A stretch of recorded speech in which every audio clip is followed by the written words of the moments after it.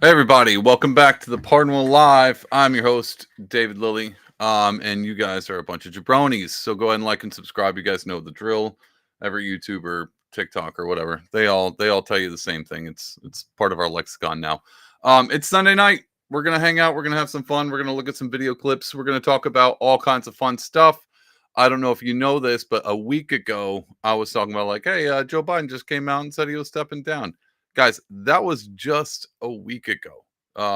It feels like it was a lifetime ago, and that's how things are going to be probably from here on out. Luckily, we don't have any super big information. Nothing crazy has happened. No volcanoes exploded. Just a geyser in Yellowstone. Nothing outlandish. But we are going to talk about Kamala coming in hot. Apparently, she's doing really good in the poll ratings, which I think we all kind of expected that.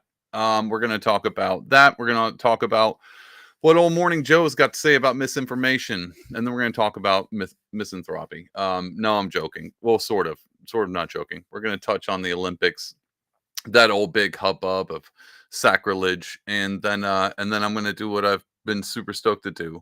Right at the end, we're going to talk about Deadpool versus Wolverine, and how we're so back when it comes to Marvel. We're gonna go into that, and I'm gonna tell you why I think we're so back, which we'll probably be back till the next thing that comes down. We're like, oh, we're so it's gone, it's all over again.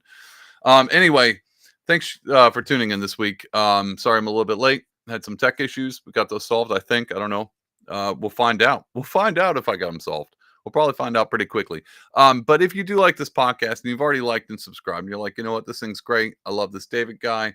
You can always go to help support the podcast more. You can go to pardonwillartistry.com or pardonwill.com. Go straight here. Got a bunch of cool stuff on here. Pretty much got it set up.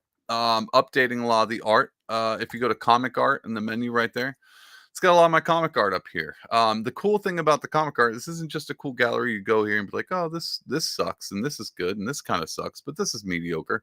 Not only can you do that, you can be like, hey, you know what? Let's pick one.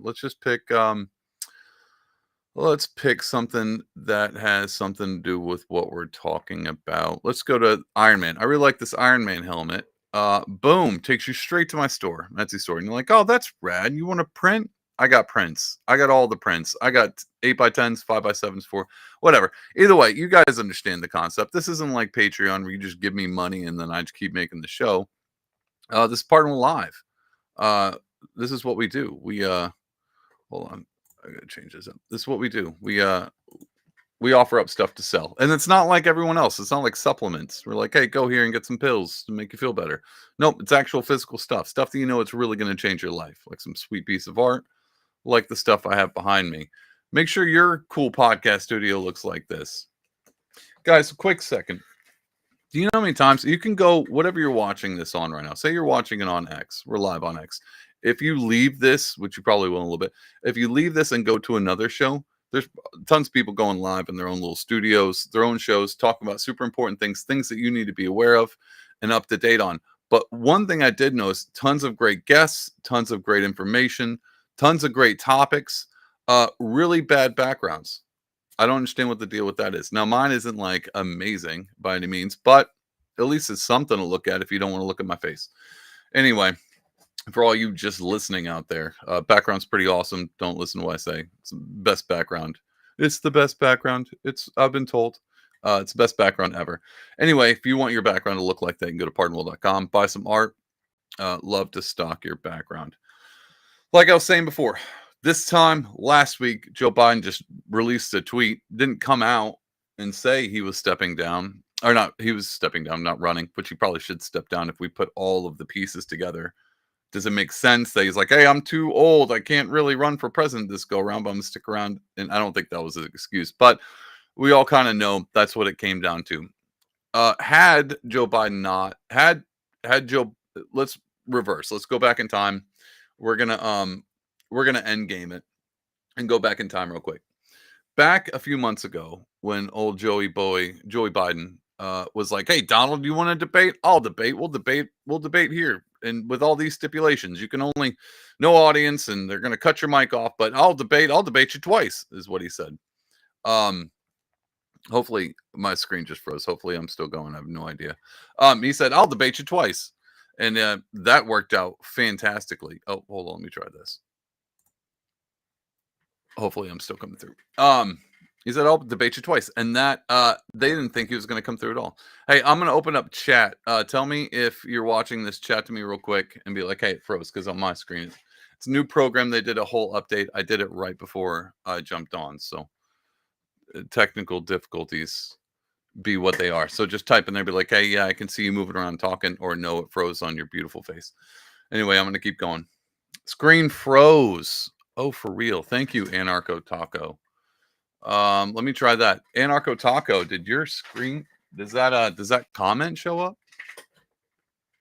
Let me try something real quick. New updates. Uh Tons of new updates. I'm gonna try this.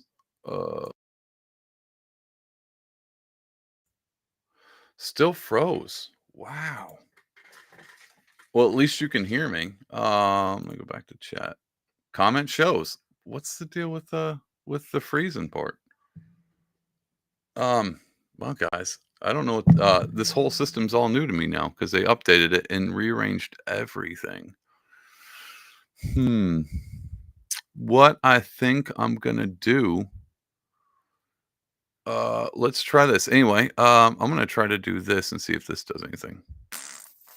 I was gonna go to this thing, so I wanted you guys to see while you're listening, and I mean, you can just pretend I'm talking. It's just my frozen face. Whatever. I'm gonna go to this. So, we're talking about misinformation tonight. I got a Morning Joe segment. I want to show you some misinformation that I found that I thought was absolutely important Oh, let's relationship, pause which it. is an alliance. All right, here's an AI commercial that Musk retweeted. I'm assuming you guys can see this. I'm about to play. Well, who knows? Who knows what's going on at this point in time?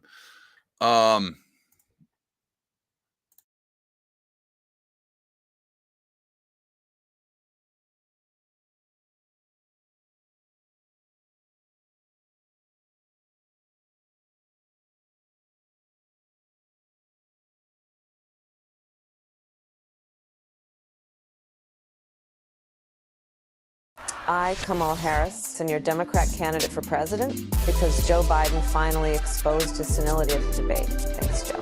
I was selected because I am the ultimate diversity hire. I'm both a woman and a person of color. So if you criticize anything I say, you're both sexist and racist. I may not know the first thing about running the country, but remember, that's a good thing if you're a deep state puppet. I had 4 years under the tutelage of the ultimate deep state puppet, a wonderful mentor, Joe Biden. Joe taught me rule number 1, carefully hide your total incompetence. I take insignificant things and I discuss them as if they're significant. And I believe that exploring the significance of the insignificant is in itself significant. Talking about the significance of the passage of time, right? The significance of the passage of time. So when you think about it, there is great significance to the passage of time, and there is such great significance to the passage of time. Another trick is trying to sound black. I pretend to celebrate Kwanzaa, and in my speeches, I always do my best Barack Obama impression. So hear me when I say, I know Donald Trump's type.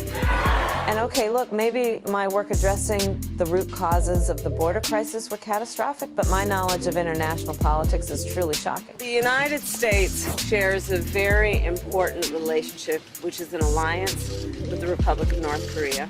It is an alliance that is strong and enduring. And just remember, when voting this November, it is important to see what can be unburdened by what has been. And by what has been, I mean Joe Biden. You think the country went to over the past 4 years? You ain't seen nothing yet. Oh, amazing. Awesome. I thought that was great. But before we talk about that, Anarcho Taco, I appreciate your help in the chat coming in. Hopefully you can see me now. You can see me talking. Let me know. I think I fixed it.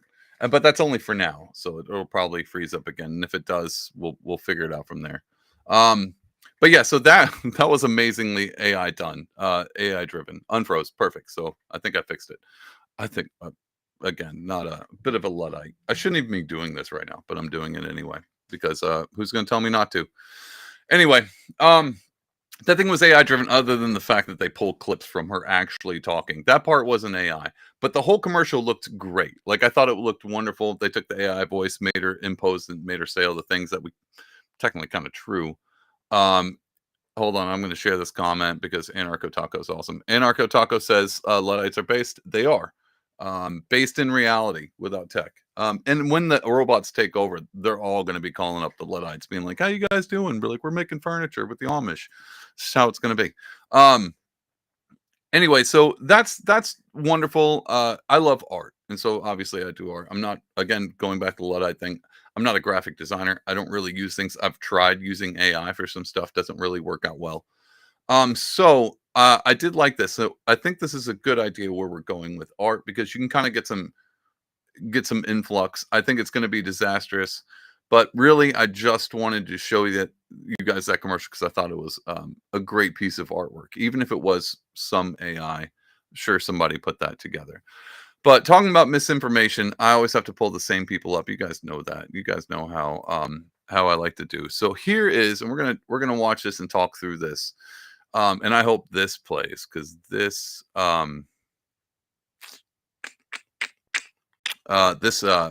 again, this whole thing is throwing me off. Oh man, where did that tab go?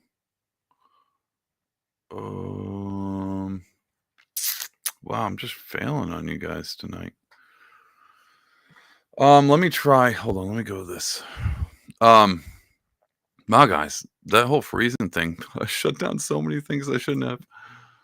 That was a terrible idea. Why would I do that? Let me go here. I'll pull this up in just a minute, so you guys are just staring at my face right now.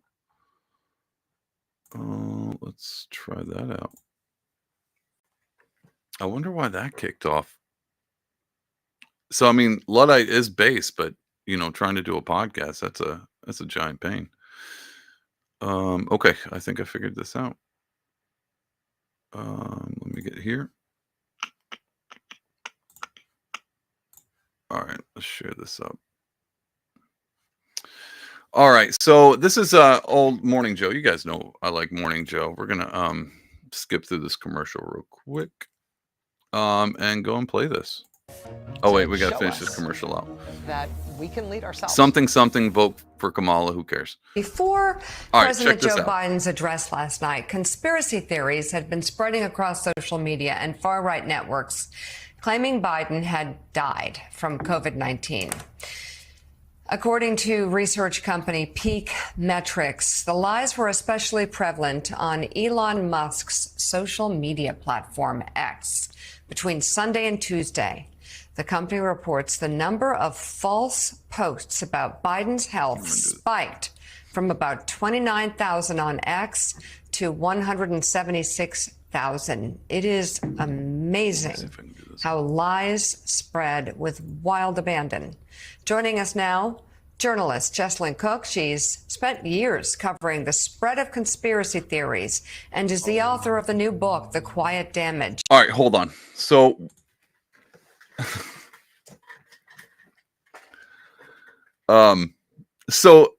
this is funny. I wanted to start this off. So this came out like a few days ago, obviously, because a week ago Biden stepped down via tweet, and we're all like, well, this is kind of strange. Wouldn't you come out? And then they waited like a few days, and then they had Kamala come on, and she was on the phone with Biden, and then there's some weird mishaps where people are like, this sounds like it's AI. Speaking of what we were just talking about. And that was a big discussion. But like, no, a bunch of people online are going back and forth with this AI. To be honest, I didn't know. And at this point in time, I'm not even sure what we can expect in the future when it comes to AI. But the one thing I do know when it comes to disinformation and misinformation is the media are always coming out and be like, why are these things spreading on X? I don't understand. Like, there's a bunch of stuff. Elon's Twitter just lets people talk about these conspiracy theories. And when we're all sitting back being like, all we expected was Joe Biden to come out, body double or not, however many Joe Bidens they got in the back, pull one of them, have him sit down and be like, hey guys, I don't think I'm going to run. I think I'm going to step down, and do his whole entire tweet that he sent out with this little fake signature at the bottom. He could just done that on a video camera and put it out there. And we could have been arguing whether or not that video was AI or not. But instead, we had one day of arguing whether a voice recording was AI or not. And then we had a whole nother day being like, well, now they're still not bringing him out. It makes no sense why, other than Occam's razor, he ain't with us anymore. Which makes sense. What doesn't really make sense, but we also know he's probably got like 17 body doubles. They keep pulling them out, different earlobes and stuff like that. Why not just bring one of their body doubles out? What's going on? And just seemed like a weird scramble, or it seems like they did on purpose. And sometimes that makes me wonder if they're doing this stuff on purpose. So I'm about to watch this interview. This lady just came out, this Jesselyn Cook, the Quiet Dame, and she's talking about where all these conspiracy theories come from. And you know where they come from. They come from the fact that every major media outlet, Fox included, just lies to your face. They do it in fun. They just lie to you. And then they're wondering why you don't trust them anymore. Why are you watching this Joe Rogan guy? Look how green he is with COVID. And they're wondering why we're all sitting back and watching it. But the Biden thing, and I totally forgot about that. That's how long this week has been. We started off with, oh my God, is Biden stepped down? Is he dead? To all of a sudden now we're in the throes of people still think Trump didn't get shot. That's how crazy things have gotten. And that was just a week. So anyway, we're going to watch this interview, but and just rag on these people, because I don't know how you can be so unaware of your own it's just, there's no self-awareness of who these media people are. And we saw this when it came to the Dave Smith debate with old Chrissy Cuomo. He was just like, what do you mean? I just, I did what they told me to do. Wouldn't you do that? And Dave's like, no, I just tell people the truth. He's like, nah, no one does that. That's how lost these people are. It blows my mind. Anyway, let's just watch this and try not to get super mad. But it is ridiculous that this week started off with, oh my God, it froze again. This week started off with old Joey Biden not being able to friggin' show up and do a video of himself stepping out of the campaign. QAnon and the destruction of the American family. Wow, there is so much to talk about here, Jesselyn, especially because disinformation, like if you Google someone or something prevalent in politics right now, half of what you read is lies and they go unchecked. Where do we begin? And tell us about your book. Thank you so much for having me. You're absolutely right. Conspiracy theories today are just normalized. They're part of our culture, part of our politics. And we see them at the dinner table. We see them on X. We see them everywhere we look. And for the people who have really been pulled down the rabbit hole and become obsessed with this ideology, with the QAnon type disinformation we're seeing, it can become completely consuming. All right, again, I get it. I get, like, that's the normie way of looking at all of these things. Like, it's just, I don't understand where all this Q stuff came from.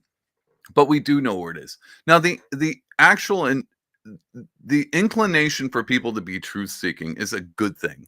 And they act like it's absolutely terrible. Like, why are these people always looking for the truth in this? And it just harkens back to the COVID thing. Do you remember when they came out and like, all these people doing their own research, they're ruining it for everybody. They should definitely just listen to the media and stop doing your own research. It'll, tell you all kinds of weird things, like thinking for yourself and stuff. You shouldn't be doing that. And it's not even that they're doing it right in front of you, and then they're blaming you for it. And so that's this. And this person just wrote a book, is on MSNBC. Anybody watching this could have sat down and just AI'd a book, probably. I mean, like, conspiracy theories are kind of weird, aren't they? And then published it, and you would have done a better job than this. Because at least you could have been like, and it's probably because the mainstream media has led us astray for so often. You didn't even have to AI. You just wrote that in a sentence over and over again and published a book. And I guarantee it's better than this, because the fact that you had to write a book and be like, where did all of these, let's really examine the human psyche and why they're leaning towards all these crazy conspiracy theories. Immediately after unprecedented situations happen back to back, all the way going way back. But we'll just start at the debate of you guys, the media telling us that Joe Biden's perfectly fine all the time. He's doing backflips in the back, all the way to where we all called it out months before, a year before, 4 years before. We've been like, this guy doesn't seem like he's up to the task anymore. He's kind of getting old. No. He's got a stutter, you bigot. The only cool part about Biden is you could rag on him for being old, but he's a white guy, so you didn't get called racist. Um, and so that was the only cool part about Biden. But everything else is ridiculous. Anyway, let's find out what this genius who wrote a book, what she figured out when it came to where all these conspiracy theories popped up. I'm really curious. You had to write a whole book. You had to do some research, figure out where this stuff came from. Let's see what she's got to say. And so dealing with this. Oh, I'm curious to see if there's any left-wing conspiracy theories in this book, since she's talking about QAnon, and, Russiagate. I wonder if she mentions anything like that, but we'll just continue. Phenomenon, I think there's a temptation to get caught up in the true and the false because we see so much lunacy, so many ludicrous lies spreading. But for so many people, what I've come to learn through my research, from talking to families all over the country from different walks of life who've been pulled into this, a lot of the time it goes much deeper than the information. It goes deeper than true versus false, and these theories are satisfying some unmet underlying need. All right, so let's talk about that real quick, because I don't think that's true.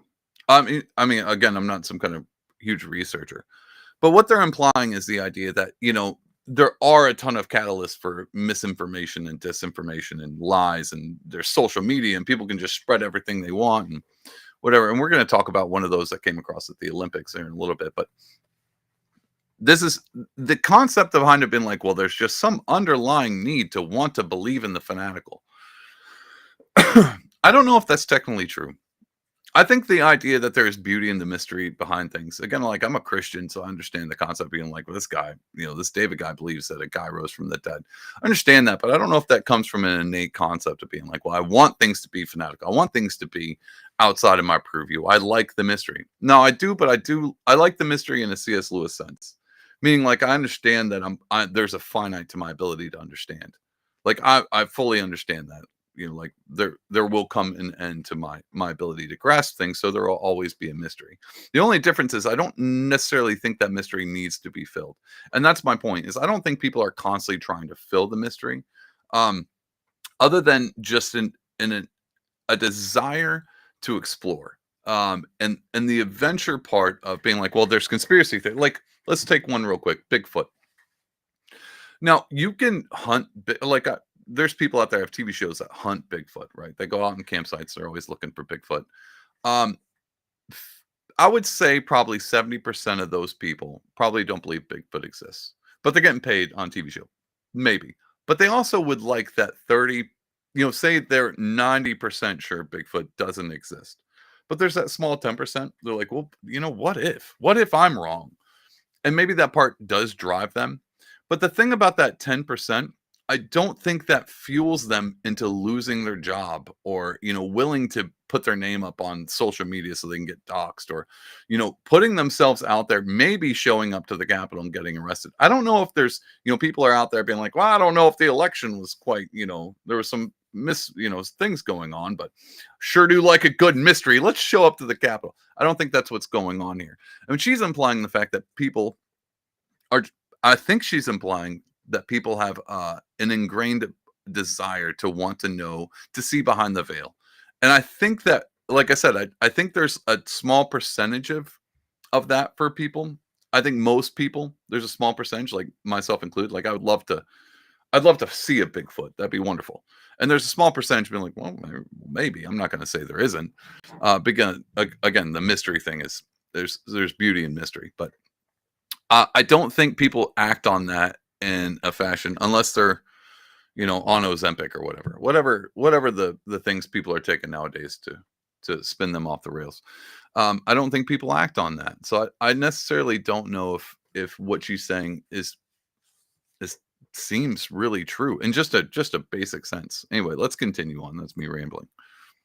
Jesslyn, it seems that so many of these who have fallen into these conspiracy theories, we saw some of them storm the Capitol on January 6th. We saw a lot, and you talk about this in your book, about those who engage with COVID trutherism. Talk to us a little bit about some of the families you based the book around. That part right there might be something to look into, because I would be super curious. I wonder what her thoughts are on the COVID trutherism, because that seems to be the largest part. I think that'll be that must have been a red pill moment, unless she just glossed right over all of that. Been like, there's a lot of people out there not sure whether or not to wear a mask or not. I think that would be that might be an interesting part of the book. Let's take a look at comments. We got Anarcho Taco says, historically, the state and church did hide a lot of truth leading up to the distrust of the institutions and conspiracy of thought. You know what? That is a great point. There is a lot of that. I mean, there still kind of do. If you take like large institutions like the Vatican, there's all kinds of stuff in the Vatican, but that's just like the soft side. Let's not mention moving people from different places to hide certain things. But yeah, the state, I mean, Anarcho's right, man. People do hide things. And it would be super dumb to assume that they stopped, and especially like the government in general and any large institution. It would assume, be like, they did all this, but that's the same conversation we have all the time. Be like, oh, these things happened in the past, but they'd never happen again. Like, what are you, silly? We're way beyond that. Except for the fact that the people behind you generations ago said the same thing. Like, Rome falling, that's probably not going to happen. And then just constantly empires crumble and fall apart. And it just happens all over again. It's cyclical. We all know this. But it's funny that people, life is a vapor. You live such a small, tiny window of it. That I guess it's easy to assume that you're on uncharted territory, that things will never go back to the way they were. And it froze again. Let's continue on. The families come from very different backgrounds. We have a wealthy white lawyer who's very educated. We have an impoverished Black mother who grew up in extreme hardship. And I think there's a stereotype that conspiracy theorists all fit one kind of demographic box, when that's very much not the case. I talk to people from different political leanings, rich, poor, young, old. And the thing that they really have in common is a sense of powerlessness, perceived or valid. So when we think about marginalized communities, I think it's surprising to a lot of people that minorities can be pulled into this kind of thinking, because so often they're villainized by these types of conspiracy theories. So it's hard to understand how they would also be attracted to them. But this sense of powerlessness can be entrenched from generations, centuries of oppression and abuse. And so that sense of distrust there is really like a rational hypervigilance. That's actually a great point that she made just then. That sense of distrust is a rational hypervigilance. That's pretty much what we're talking about. Like, it's one of those things. It's like, well, how dare you? Again, why are these people so untrusting of these institutions? Because of you. Because this is what we've been dealing with for so long. It would be irrational for us to just believe hook, line, and sinker everything that came out of anything, any institution.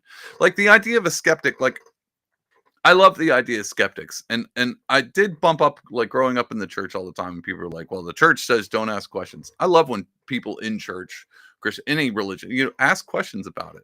Matter of fact, I would read a bunch of books, because I would study apologetics and then read other religions, and I would have some other Christian be like, well, why are you reading that stuff? Like, what's the point of reading that? And my whole point was like, well, I want to know what they think. And if I really am after the truth, I like to make sure that the thing that I believe is the truth will hold up. And it did perfectly fine. But the idea that, well, you better not read that because it might, destroy your brain. I mean, I understand that, but I wasn't a kid at the time. And I was doing it intentionally to see if whether or not this truthfully held up. And I know a lot of people have done that throughout life, and they ended up on the other side. They, maybe grew up Christian, like, well, I studied some of these other religions, and now they're not Christian anymore. And that's fair. But I went into it, hopefully, if truth is truth, truth will be able to take care of itself. And I found that to be well intentioned. While it was well intentioned, it worked out well. But I think it's right. It would be irrational for anybody, watching anything or looking at anything, like maybe a resignation letter from a campaign. It would be irrational for us to sit down and be like, oh yeah, no, totally legit. And every time Joe Scarborough comes out and is like, he's cogent, he's the best Biden I've ever seen, we should all sit back and be like, well, maybe this guy, maybe he's losing it too. And we all did. And then we got laughed at because we did. And lo and behold, we were right. So that's why I like to go back to the COVID thing. Because at one point in time, you could say, if you're a conspiracy theorist, and every time you had a conspiracy pop up, and then later on the dots didn't really connect, and you kind of got proven wrong, trust the plan or whatever. Then, and you were like, yeah, all right, maybe I fell for a few things. Fool me once, shame on me. Fool me twice. No, fool me once, shame on you. Fool me twice, shame on me. Fool me 3 times, you're George Bush. But I don't, I don't think there's any possibility where you can walk through any information in the world we live in, the internet world now. You could walk through this unscathed, and especially if you're unskeptical, like I would assume, be skeptical of everything, because I think it's err on the side of wisdom on that. And I just think it would be irrational to be a Morning Joe watcher and just assume that your normalcy bias is going to carry you through this. And to be honest, it goes back to the Biden being dead thing. It would have made sense. Like, he hadn't showed up. He just said he had COVID. Like, he's old. You told us for years that COVID's killing kids. They're having heart attacks from long COVID or whatever. Definitely wasn't experimental medicine or anything like that. But long COVID's taking all these kids out. Why wouldn't old Joey Biden, being the age he is, if he got COVID, why wouldn't this be plausible? Why wouldn't they be in the back scrambling, trying to put pieces together? Like, how do we play this up to our benefit? Because if we come out and they're like, hey, we've been telling the people Joe Biden's totally great, totally doing good, and then we have the debate and we look like idiots because we look like liars, because we are. And then we're like, oh, no, but, he just has a start. He had a cold that night. And then like a week later, he drops. Then we double down on how much like they look like idiots. It would make sense that they would scramble. Like, what do we do? Call the AI IT guys, make them make a video or something. Sounds like something they would do. Instead, they were like, oh, just type up something and we'll tweet it real quick. And then we'll deal with it Monday. We'll pass the buck. So anyway, that was a long rant. Guys, I'm sorry, but the screen freezing thing that I keep having to fix is totally throwing off my head. I don't even know what to do about it. Let's finish this up, because I want to see where she goes from here. On the more privileged end of the spectrum, we can be conditioned to feel this sense of powerlessness, even if it's not accurate. The wealthy white lawyer who I wrote about in my book, it really came to her through Fox News. It instilled in her this victim mentality, where she felt like her rights are being trampled all over, and everything she held dear was going to be taken away from her. All right. This is my favorite part.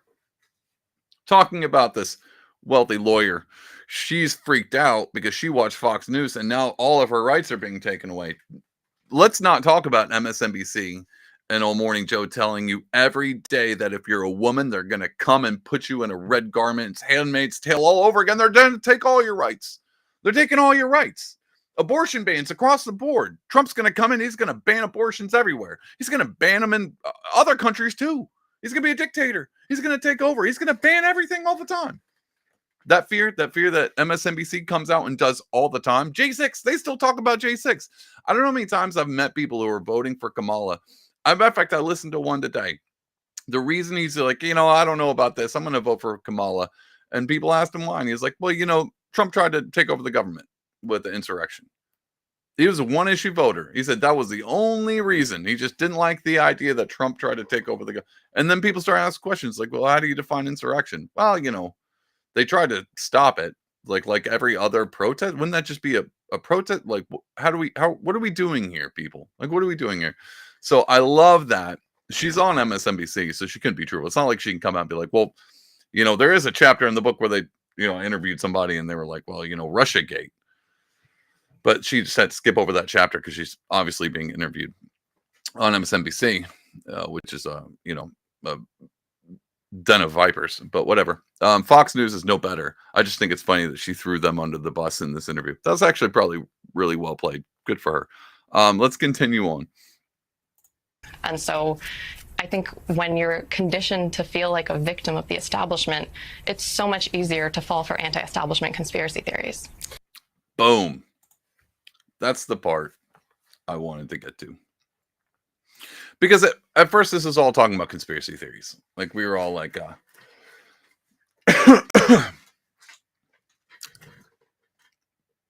this is just talking about, like, I brought up Bigfoot. This whole thing was like, this QAnon people, and the COVID conspiracy, and then we got to the heart of the issue, which I think is phenomenal. If you want, here's the thing, guys. This is a tip. If Morning Joe Scarborough, if you're watching this right now, if you want, I'm gonna help you out with your propaganda. If you want to really make sure people are not worried about the establishment, quote unquote, that whatever that thing is, definitely not the deep state, because you guys hate that. And not elites too, because I heard all these news pundits coming out being like, well, the elites are telling Biden to like stand down. All these wealthy elites, these coastal Democrat elites. You mean you guys?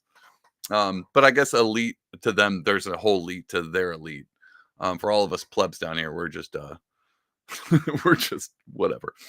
Anyway, all the conspiracy you could have done, it definitely seems like it always ties down to establishment conspiracies. That's really the ones that she's worried about. The ones that why would you be worried about? Again, if all roads lead to Rome, Pax Romana, like, wouldn't you be like, okay, every time one of these conspiracy comes out and they tend to be right, it always points to the same thing. Maybe these people aren't lunatics. Maybe going back to the establishment, and it froze again. Maybe going back to the establishment is not always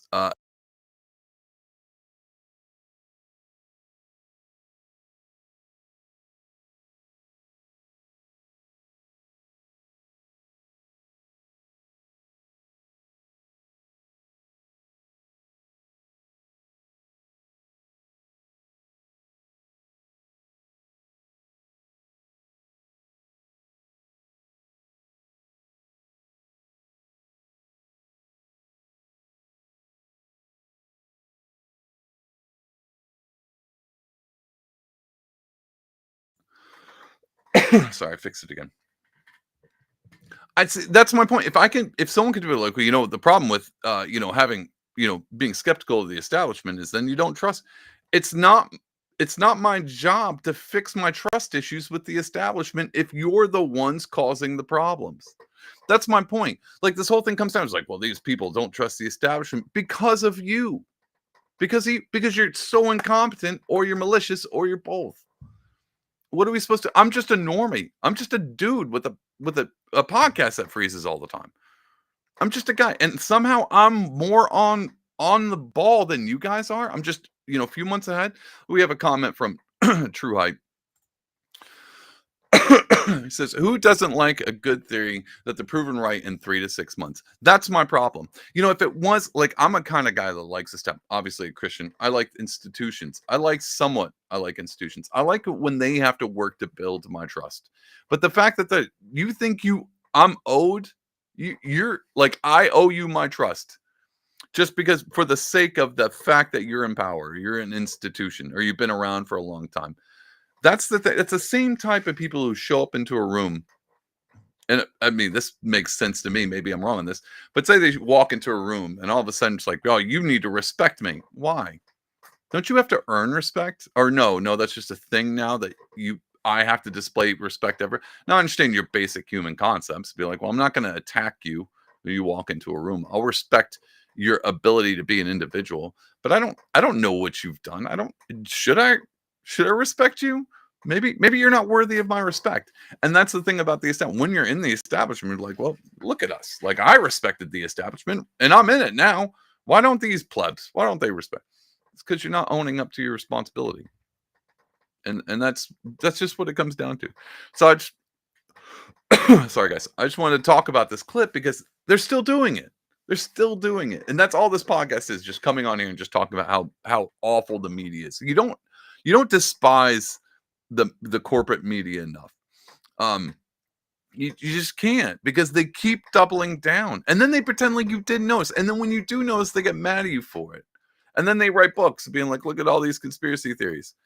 Like, we're right all the time, and you're still writing books. I hope that book sells, but it's only selling to whoever watches Morning Joe. But I mean, these people are still there. It is what it is, guys. So here's my subscription, because everyone's like, well, everyone's always complaining on the internet. What's your solution? Here's my solution. Just keep talking about it. Keep doing your good predictions. Keep doing your throwouts. But like, hey, Biden's not showing up. Maybe I would say keep typing that out on Twitter. and send it. Elon's fine with it. He might even retweet it. Be like, you know what? This Biden character sure has been gone for a long time. Maybe we should ask some questions about that. So that's my solution. Because here's the thing. Force never does anything. If you were to flip the coin and be like, all of our predictions on 2020 came true. So now let's just flip the script, give Joe Rogan all of the establishment power, see what happens. It'd be the same concept. You guys know this. It would just flip it. It wouldn't work out well. But if you keep pushing the system down into the mud, and you'd be like, every time Morning Joe comes out and tells me Biden's cogent, I'm just going to go on X and be like, no, he's not. Look at this clip. No, he's not. Look at this clip. This seems suspicious. Look at this clip. And this concept of misinformation might just be the only thing that brings balance to the force of people having to assume to be skeptical. See, that's even when it came out after the assassination attempt on Trump. And I mean, instantly everybody came out. It was like, wasn't a bullet. It was, balloon pop. It was this thing. Trump just fell to his knees. All of the media came out and said there was noises, and Trump decided to cancel his thing. And we all on the internet were like, bro, did you even watch anything? Like, there was obviously somebody had a gun and someone shot. But the cool thing was the internet, obviously everyone just jumps to conclusions. But such a plethora of skeptics on either side arguing and bickering back and forth that I enjoy watching this go down. Because, and I'm going to get to my next example, because this is healthy. This is how society works.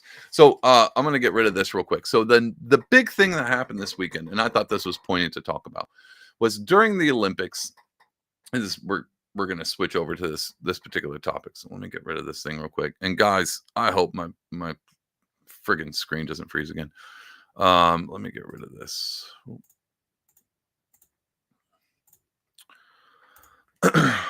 So this weekend, Olympics is going on, and then they do the arts and crafts thing in the beginning, and it's always a good time. Whatever, it's in France. Well, the big thing came out was there's this table set, and it's a bunch of drag queens. One of them has something showing next to a child. But let's just ignore that for a minute. Let's just ignore that, because no one caught that off the bat. It was interesting to see, and it is interesting to see that being taken down now because of the guy exposing himself in front of a child on global television. It came out, and it looks like the setting of Leonardo da Vinci's The Last Supper. It looks mimicking that, and everyone sat back and was like, "Why are they like, out of all things, why do that?" And then I saw another post came out and was like, well, "Look at all the times we've done it before. The Sopranos did it, Simpsons did it, and I've seen this done." And it doesn't bother me that people remake The Last Supper. The Last Supper, that picture's not like it's canon. So I didn't bump up against it, even as a Christian. But I did get asked, but I was like, what do you think about this? Like, it doesn't, I don't know why anybody would be surprised that a global, the Olympics are going to go out of their way to just mock a religion. If it's a global thing, the only thing that stands in between people coming together and just being controlled under one particular system would be religion, I would have to say, because if you have this is a weird rant, I'm going to say this real quick. If there's a hierarchy of power, the only thing that stands above, ultimate global authority, if you were Alex Jones, be like, they're going to take over the world. It's one world order. If you were to take that and be like, well, what if that is true? The only thing above that could be, it's not going to be your tweets. Your tweets aren't going to take over there, but truth might. And if truth is truth, then it have to be a higher authority than that to appeal to. And then lo and behold, you would have something similar to God, a higher authority. If you remove God in a postmodern way, a Nietzsche way, wipe away the horizon, we have to invent games. No one can tell us what's up and down anymore. And that's the concept. So if you were, the Illuminati trying to take over the world and one world government, the first thing you'd want to do is get rid of any kind of existential truth, objective truth. Everything becomes your truth, my truth. It's all subjective. No one really knows what's going on except for the people in power, which is always our conversation every time I do one of these live streams. Always comes down to these people don't care about truth. They only care about power. It's just what it is. Anyway, long story to get around to this. So this scene came out from the Olympics, and people lost their minds. They're like, why are they always, why are they doing the whole Jesus thing, making a mockery of it? On two sides of the debate. Number one, it later came out because a bunch of people came out. It's like, I think it's Dionysus because a guy in blue and a leotard, again in front of whatever. It doesn't matter. It was hideous, by the way. These people don't understand what beauty is anyway. It's postmodernism. There is no truth. There's no beauty. If there's no truth, then there can be nothing truly beautiful. So if there's no beauty, then it is whatever we say it is. It's just a distortion of reality. Put that aside. It may not have been a mimic of the Last Supper. I should have pulled this up so you can see, but everyone's seen it so far. It may not have been that. It may have just been, Dionysus, a bacchanal, a festival. Doesn't matter. The lady in the front did have a giant halo circle that normally symbolizes in iconography divinity. So it would make sense where Christians would come and be like, why are they mocking the Last Supper with drag queens who are exposing themselves in front of children? You could, if you were Richard Dawkins per se, and be like, look at these Christians coming out. They're not always talking about you. Why do you assume that they're always, trying to come at Christianity? Well, we have stuff like the LA Dodgers and, the nuns who are in drag explicitly coming out and mocking Christianity. You have every pop star that comes out nowadays. There's a music video of them, doing untold things, and it froze again, doing untold things.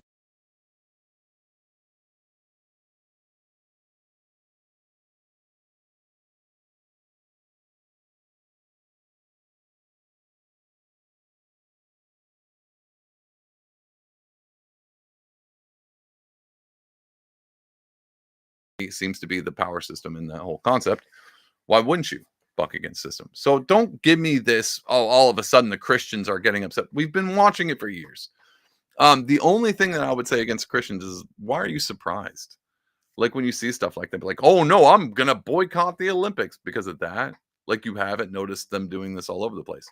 Now, second thing, on the other side, if people mock anything nowadays, this is what blows my mind. People, especially people on the left side of the spectrum, the left politically, they always, if you notice online, they get this thing. Anytime something happens that comes against, whatever the term, the white cis hetero, whatever comes out against conservative Republican Trumpers, whatever, people wearing red hats, whoever comes against them, and they're like, hey guys, can you stop? And they're like, look at these snowflakes. They're calling everybody snowflakes again. These people are technically, they're so used to it, they only buck a system when you start doing something like tapping into the things that they consider sacred, which I understand completely, which seems hypocritical because anytime you say anything against, I don't know, Taylor Swift, they lose their minds.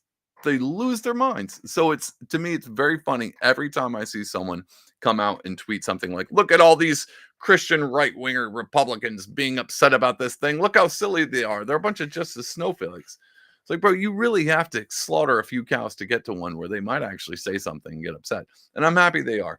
I think it was Dionysus Bacchanal. I don't think it was strictly to mimic the Last Supper, but I also don't think that they would second guess making fun of Christians in that aspect. And so I don't care what you think about it. It doesn't really matter. Again, the world's gonna world. So, and if you're a Christian, you're not of this world. Don't expect them to. I just don't understand why. I understand the West holds its own sway over things, but at this day and age, I would not expect you as a Christian, your ideology to put forth and center. You should probably just get used to that. I mean, we also saw like Biden come out on Easter. I don't know if anybody forgot about this. And it's like, hey, I know it's Easter for all you Christians, but you know what else it is? Trans Day of Visibility Awareness. Just so you know, your most sacred holiday. Just share that real quick. I don't know why any of you would be surprised, and I don't think you should be surprised as it gets worse in the future. I would assume Christianity was slowly, at least in the zeitgeist, its main stage, Christianity being main stage, I wouldn't assume it would be taking that stage for a while until people just really get tired of it. Last thing, because I'm going long. That was it. That's all I want to say about that. Don't be super mad. The world's going to world. Principalities, all that good stuff. Believe in truth. Love your neighbor as yourself, and love God with everything in you, and you'll be fine. It doesn't matter what the Olympics do. You'll be fine. You don't need representation anyway. We always argue about them. Like, look at them making these Marvel movies with representation, and it just ruins the movie. You don't need representation. Just get used to it. You're supposed to be a sojourner. Your kingdom's not even of this world. I know you're a Christian. You're like, well, America is my king. Nope. It's great. America is great because it's a byproduct of it, but it's not the kingdom of heaven. hopefully that didn't just upset you worse than the mockery of the Last Supper. Anyway, speaking of Marvel, went and saw. I'm gonna end this real quick, and I'm gonna try to speed through it because God knows when my computer's screen's gonna freeze again. Went and saw Deadpool versus Wolverine. We are so back, guys. All right, so I know a lot of people online came out and they're like, "Wow, blah blah, I don't know about this," but if you go into it expecting a Deadpool movie, you will get a Deadpool movie. If you go in and expect an Avengers movie, you might be upset. But not only did you get a Deadpool movie, you probably got the best Deadpool movie.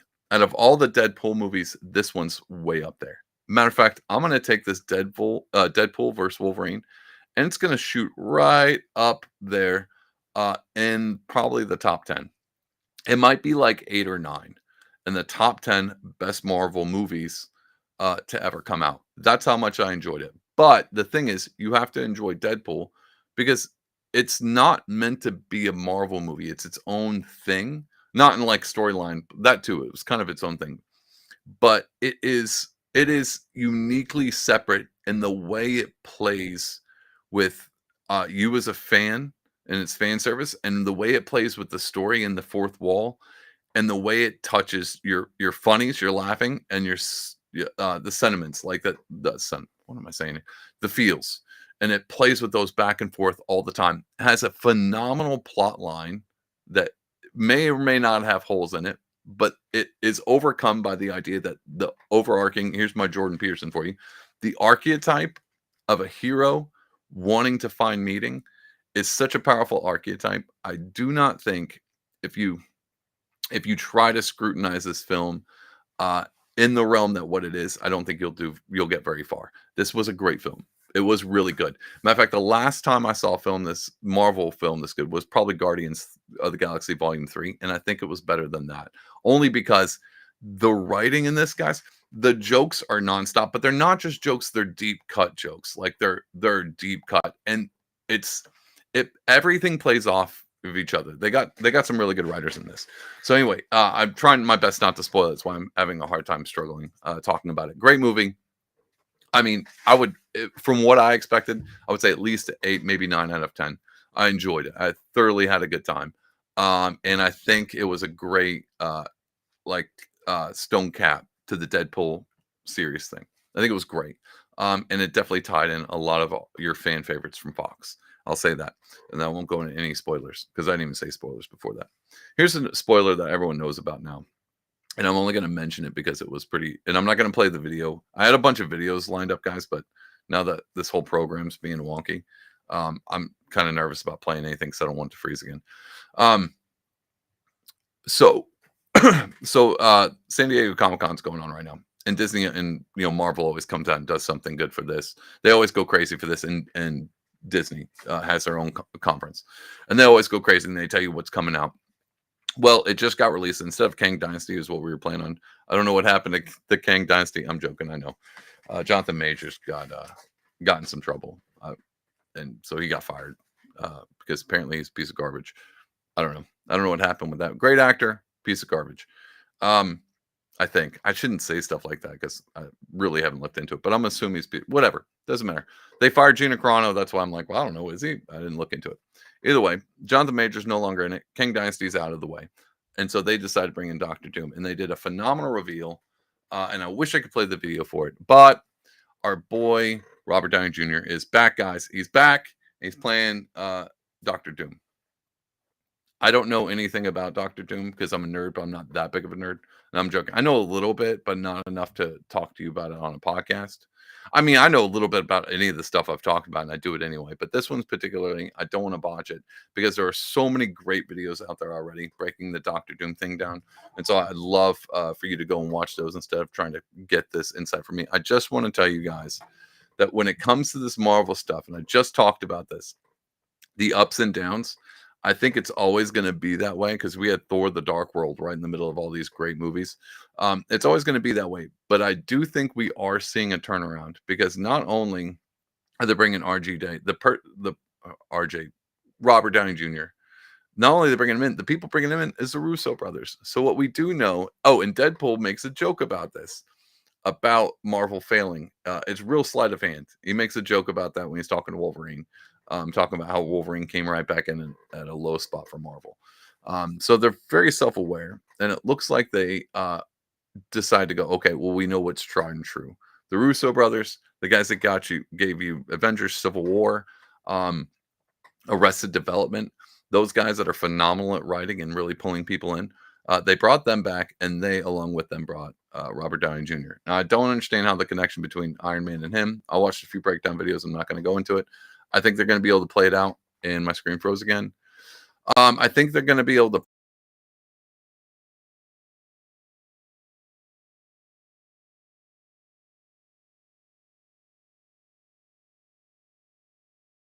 Cheapers, Wally. I think they're going to be able to play it out, and I'm excited to see what's going to happen. I do think there's going to be a lot of films that come out that aren't going to do well, but I'm looking forward to an Avengers, and maybe they can tie this multiverse thing in, because it's not only has it been difficult for the viewer of being like, these suck.